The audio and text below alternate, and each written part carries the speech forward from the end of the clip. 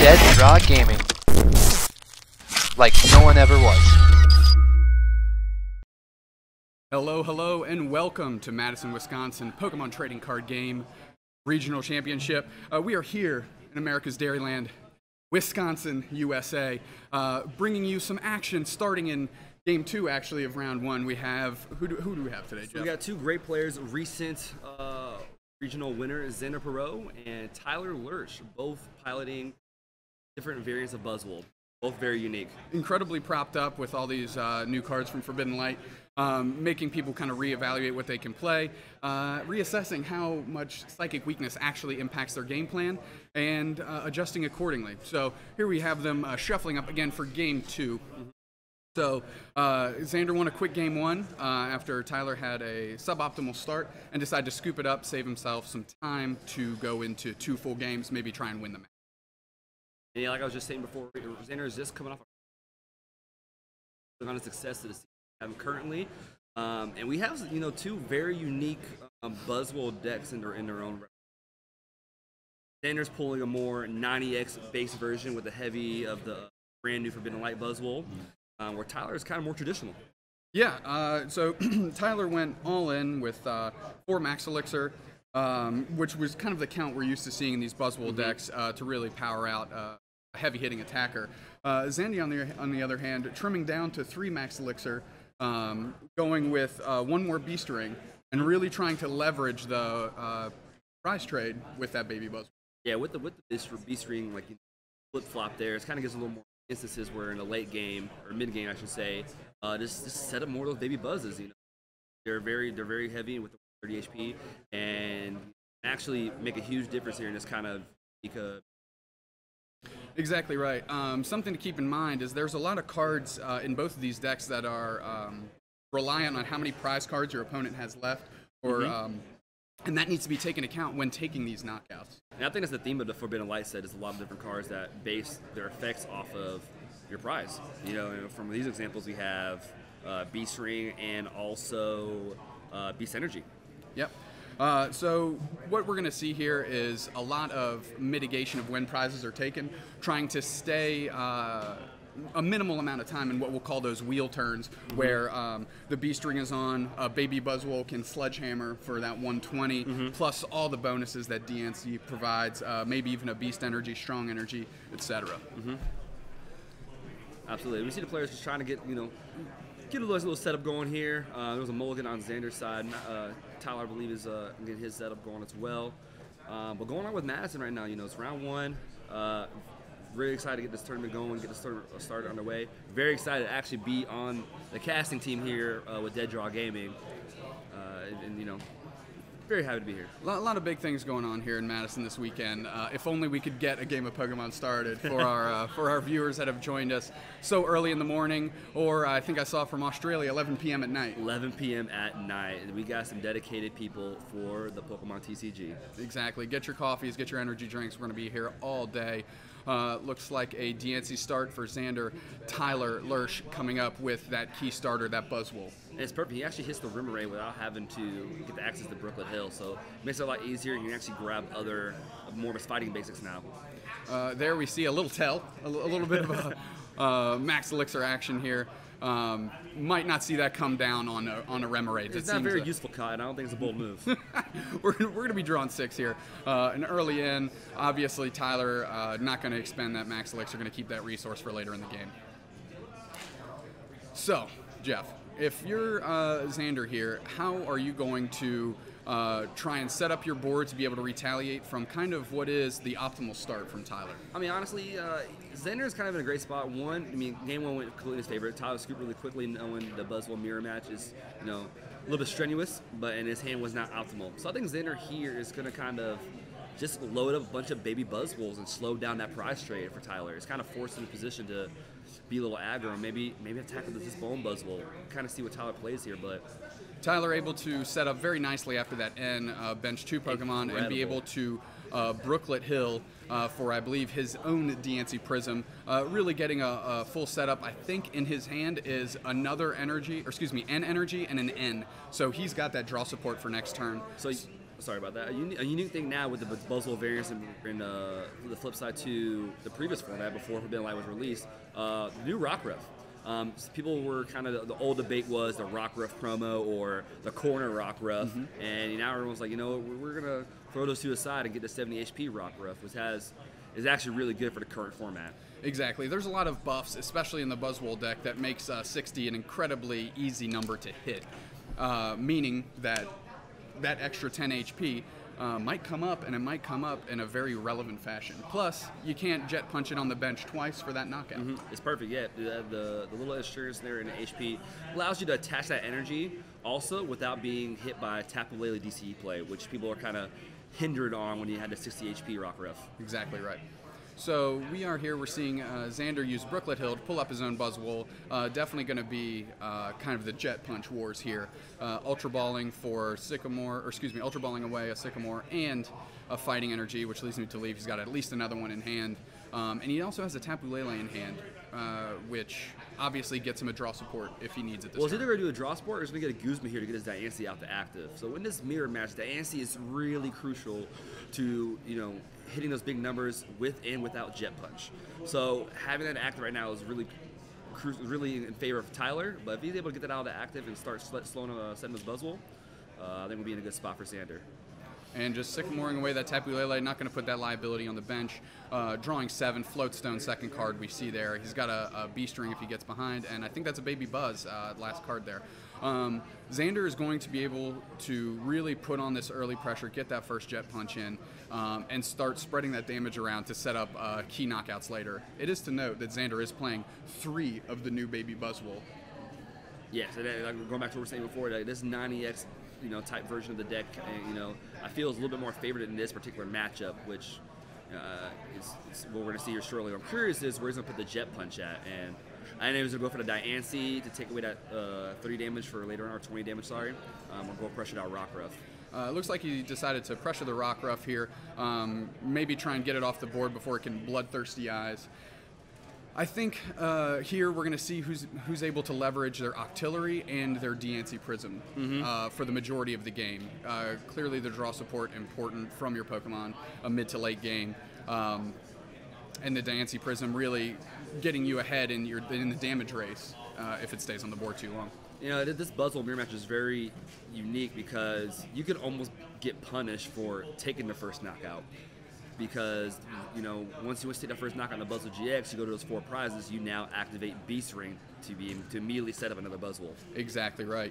We're looking at, so what these players are going to want to do is get to 5 prizes, and then try and make the jump to 3, or even if possible, jump straight to 2 using a double knockout Jet Punch on a EXGX and what we'll call a baby Pokemon 1 prizer. And I think that's another merit to Xander's deck here, which why I feel is a little more favored, is that if he's attacking a Buzzwole, the baby Buzzwoles immediately through the game, it's going to take Tyler a little bit longer to get to that 3-4 prizes in. What we'll call out of the wheelhouse and into the safe zone, the Beast Ring danger zone. Danger zone.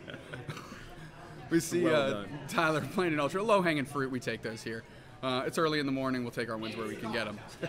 We've got an Ultra Ball, Cynthia, Fighting Energy. Interested to see what Tyler pulls up here. Prioritize the Octillery to the front. I think, getting the draw set up right away. Leave him a little end proof here. Interesting that he went with that. Obviously, we see that he did play down the Lycanroc to prevent potentially a Guzma knockout on it next turn. Octillery seems just like the kind of rudimentary play to start getting, like I said, that Pokemon-based draw support going. Choice Band down, so Abyssal for 4. So this is kind of the weird trade-off with Abyssal Hand and kind of get rid of cards in your hand. You got to think to yourself, is it worth me to attach this Choice Band for an extra card to potentially get a Field Blower away, or do I just want to put this down and dig for the extra card? And I guess it depends on what you're really going for in that particular time, but little things you got to think about whenever you're playing this game. Absolutely. Tyler using Jet Punch to mirror Xander's last attack, tit for tat. So here we are. Looks like they're employing kind of the same strategy. Probably tested this matchup quite a bit. It's certainly something they had to know they were walking into. And you can see the prioritizing of the Rockruff. Xander going straight for the baby Buzzwole. maybe getting that kitted up to, like you said, leverage that prize trade and keep Tyler kind of stuck in that 3-4 prize range, and allowing Xander to leverage his beast rings to the best of his ability. You know, the fun thing about his mirror match too is whoever gets the first Brooklyn Hill down, you know it's not going anywhere. And you can Ultra Ball your own Brooklyn Hills away a little bit easier. That's almost when you wish that you had that Zoroark GX trade ability to get rid of those useless cards, so they're not clunking up your deck. And we see a little bit of deck slippage there. New sleeves could do that, especially those amazing Pokemon Center sleeves. We have some Flygon on them also. That's one of fellow caster Russ's favorites, favorite Pokemon's Flygon. If you have ever been on the internet, you've heard Russ Lepar talk about Flygon. We see the attachment on the Baby Buzz to gear up for that Sledgehammer attack when Tyler does eventually get to 4 prizes. And we do see another spread here, and I like that he switched it over from the Lycanroc to the Buzzwole, and now puts 2 GX Pokemon within Knuckle Punch range or impact range of just 1-hit knockout. All right, well, Tyler is, shuffling through his cards now, trying to figure out what is the right play right now. He has a heavily damaged Buzzwole, and he's honestly, even if he retreats it, he's just another Jet Punch away from it being knocked out on the bench. We'll see what Tyler does here. He's certainly not going to be committing any more resources, obviously, to his active. I think that's kind of lost cause for him now. Buzzwole with no real way to heal its Pokemon. Like we see maybe in Golisopod Zoroark decks with the Acerola. We see a Guzma on the Rockruff. I actually like this play a lot because, it's interesting he brings up that Buzzwole, but if he's going to be able to take out his Rockruff so that Xander's not able to do a Bloodthirsty Eyes play, pulling that heavily damaged Buzzwole to be knocked out. But he puts in a fresh Buzzwole. Yep, so you clearly see there what we were talking about, going to that 5 prize amount, which is key to stay out of the wheelhouse, as we'll so aptly name it for this weekend. He is not able to play the Beast Stream right now and take that kind of immediate lead right there. But maybe we can see a big play here to where get some elixirs, get another energy down, and just one-shot this Buzzwole right back. So we have 80 here, a Beast Energy. That's 110 base for that baby Buzzwole. Yep. Plus Deancey, plus potentially Choice Band, Yep. and one flip of the coin is heads, and that Baby Buzz can come in and take a knockout. It's so scary and intimidating what that Baby Buzz can do at any time. And it just merits the value of, and for Xander, he values it a lot, playing 3 copies of it. This is a big max elixir here for Xander. He definitely wants to hit this. Bang. And right there, 4th card. number 4. I think we'll see that go on the Baby Buzz. He's doing some quick math, plus Beast Energy, and he's going to be able to Abyssal Hand back up to 5. Ooh, interesting choice. I thought for sure he would double load up on the Baby Buzz and go for a knockout here. I think spreading that energy here kind of sets him up for a little bit farther into the game. Going all on as one Buzz to where he can get knocked out right back in pretty easy next turn by another Buzzwole. He's like, let me just spread this around a little bit. I still have my bench Buzzwole GX to do a fair amount of damage and take out the Buzzwole GX on bench, so I'm in a good spot. I'm going to just spread this out and give myself a fighting chance, no pun intended, in the late game. We're seeing Xander here really conserving that Beast Energy. Has some big plans for it later on in the game. Going to go back to the damaged Buzzwole, and we're going to see some Jet Punch here, spread some more damage around, and I'm thinking we're going to see a sweep for the last couple prizes with that baby Buzzwole. I love how he set up this damage spread with the Buzzwole GX, knowing that, hey, once I get to that 160, we can just do some Guzma action here and take some multiple prizes. And go ahead. Oh, I was going to say, look at us missing the obvious here, that a Jet Punch to the bench Buzzwole is just an easy knockout. Which makes a lot more sense now, why you wouldn't go in on a baby Buzzwole when you can use the resources you have, don't have to commit anymore, spread your energy around to give yourself better chances late game, and just taking that quick 2 prizes. Xander, however, is going to want to take another 2 prize knockout next to jump out of that beast ring zone. Tyler needs a lot to go from right now at this point with how the active Buzzwole GX already has 110 on him. The Lycanroc has 30 on him already, so there's with the Sledgehammer and the Baby Buzzwoles being set up on the bench, Xander's honestly a couple Guzma away from just taking his game 2 fairly quickly. Yep. really leveraging those damage modifiers that the fighting type has to it to apply a lot of pressure and quite simply put the pressure on with just jet punches. There's a couple like little things that we want to see Tyler probably get do here. We need to probably another rock riff down to just bring up the little things. Maybe slow Xander down a little bit. He already has a couple flow stones in position, so maybe do a little stall tactic to bring up an Octillery and Field Blower away. Just to kind of catch himself back up energy-wise. Just a couple little things there that might work to bring Tyler back into this game. But board state right now, Xander's eating popcorn. He's going to town for sure. Xander, we're going to have to see. He would love to be able to drop a B-string right here. Kind of cheese his way into 2 more energy on the board. And we see in the end, Tyler will be going to 5 cards, Xander to 4. However, as we see with those Octillery setup, it'll really kind of mitigate the damage that an N can do late game. The synergy with Octillery and Buzzwole is still just so insane to me with that. You can just search it with Brookwood Hill, your entire deck, and have insane draw power in any situation. So when we're seeing that power here, where the N is essentially useless. But maybe there's something good in Xander's head that he had, and how I had a chance to end it away.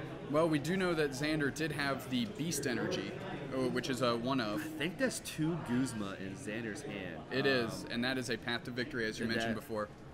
That is the torch going through the finish line. I'm looking at Tyler's list here, and he doesn't play any Field Blower. So that being said, you can't Guzma up and try and get something stuck here. We see a B-string off of that N to 5. We'll see where he decides to prioritize those energy. Maybe sniffing on an Absorption GX, setting up maybe Absorption GX into Knuckle Impact. Yeah, he does have the opportunity there, and it's a fresh Buzzwole with no damage on it, so if he can... it's an interesting spot to be. He's about to hit this active Buzzwole for 80, I believe. 30, 60, 80 with a Dancy, so that will knock out the active Buzzwole. And again, we're going back to that point to where it was that energy attachment on that active Buzzwole worth it just for the active Octillery draw? We might see a hard retreat here. That may be what he's planning to do. Hard retreat into the clean Buzzwole. That one certainly can't be jet punched if it's on the bench for knockout like last time. Try and really put the boots to him with that B-string power up he was able to do this turn.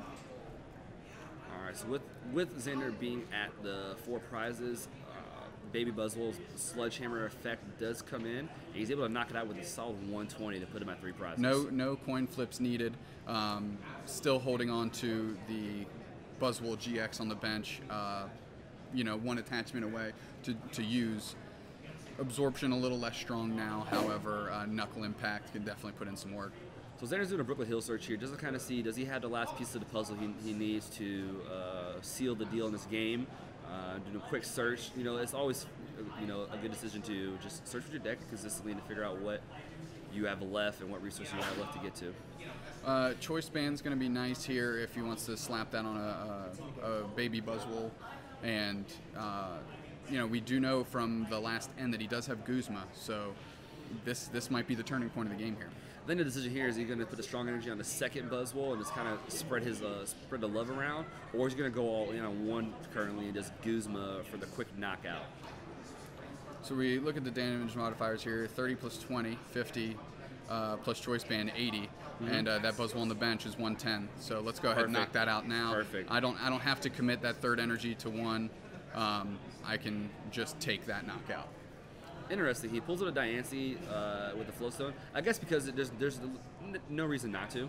Exactly. It's you kind of get to free roll that. Abyssal Hand. See, maybe you hit a Max Elixir or something that he'd want to power up, a Buzzwole, what have you. Just giving himself the most information before he's making decisions. So what can Tyler do here to kind of just anything to bring him back in? We see 2 Baby Buzzwoles, both with 2 energy. We know the Guzma in his hand, so an N is needed. But after that, it's gonna be tough. It is going to be tough. I think it kind of starts. All non-GX prize, 1 prize attackers on Xander's field. There's no GXs that even kind of step the speed up this process of getting to the win. He's going to have to take 3 hard knockouts to get to this victory. Yep, that is correct. So, and it's tough, right? Because Xander has been spreading his energy around, hasn't overly committed to anything.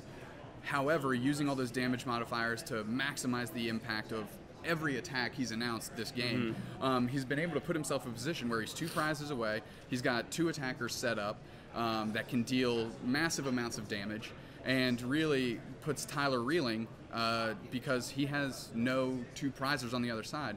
So it's all nice that he can knuckle impact or absorption, but he's only taken 1 prize for that effort. And we do know that Xander does have the Guzma in his hand. I'm not sure he has the other energy to be able to sledgehammer on the Lycanroc, but you know, what was probably the turning point for Tyler in this case? You know, was it in his favor to go first? Because it seemed like Xander going second, getting that first damage on the Buzzwole was optimal. Yeah, we see that strong energy come down on the baby Buzzwole here.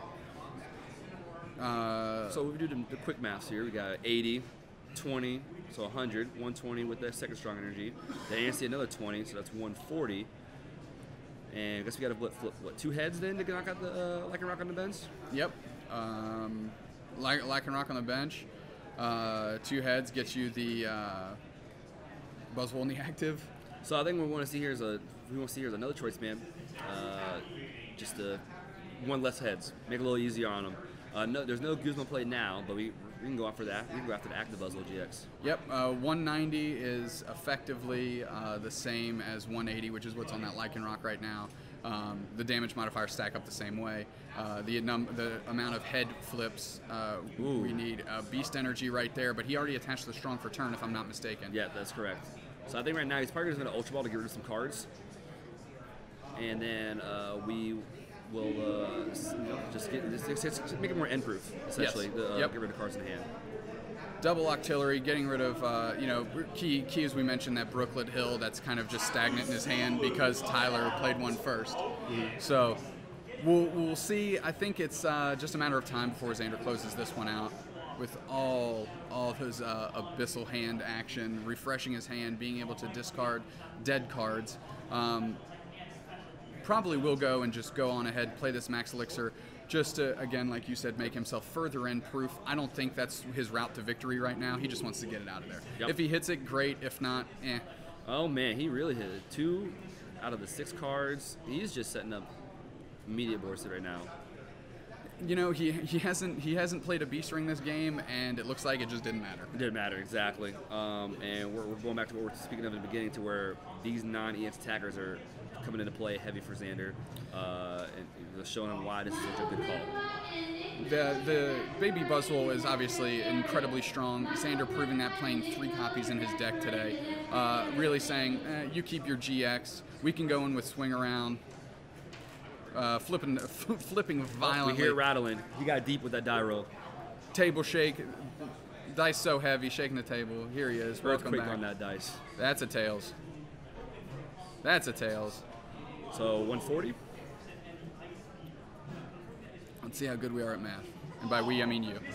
Yep, 140. We did that. Quick math.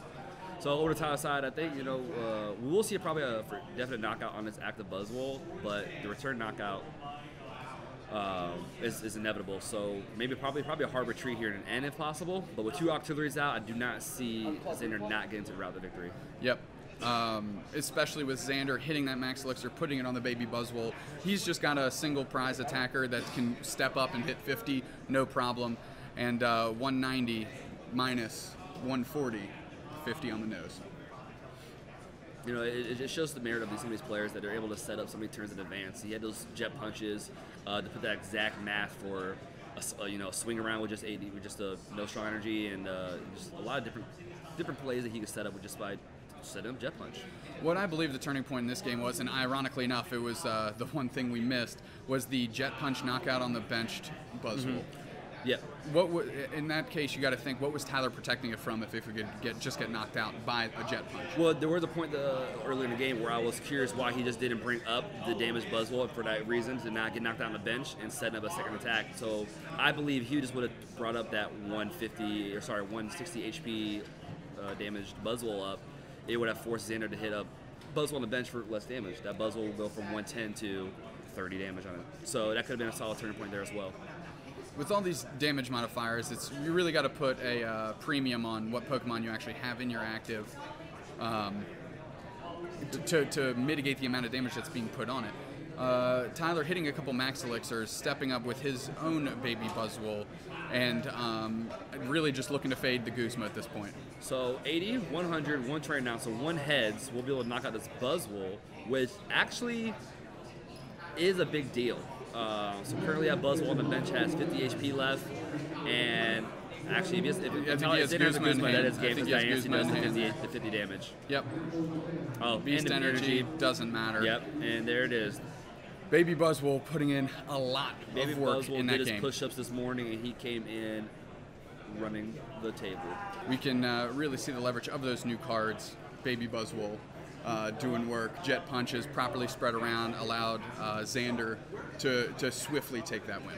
It was like going back to what we're saying. He was able to set up his play from start to finish, hitting the cards he needs at the right times, making himself fully able to finish off the game in the lateness. Double Octillery, making him, as we call, end-proof.